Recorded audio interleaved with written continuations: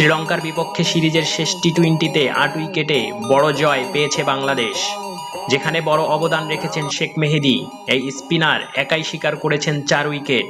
তাতে দলের জয়ে অবদান রাখার পাশাপাশি একটি রেকর্ডও গড়েছেন তিনি। প্রেমাদাস স্টেডিয়ামে টসে জিতে আগে ব্যাট করতে নেমে নির্ধারিত ২০ ওভারে ৭ উইকেট হারিয়ে ১৩২ রান সংগ্রহ করে শ্রীলঙ্কা। দলের হয়ে সর্বোচ্চ ৪৬ রান করেন পাথুম নিশাঙ্কা।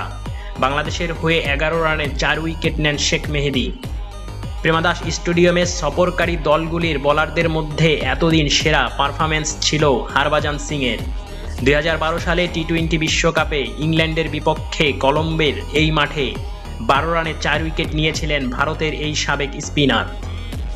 এবার হরভজন সিংয়ের রেকর্ড ভাঙলেন শেখ মেহেদী। দুজনেই ৪ উইকেট পেলেও রান খরচের দিক থেকে এগিয়ে আছেন শেখ মেহেদী। তাই এখন বিদেশি বোলার হিসেবে এই মাঠে টি-20 সেরা পারফর্মার এই বাংলাদেশি অফ স্পিনার। নিউজটি যদি ভালো লাগে চ্যানেলটি সাবস্ক্রাইব করে সাপোর্ট করবেন।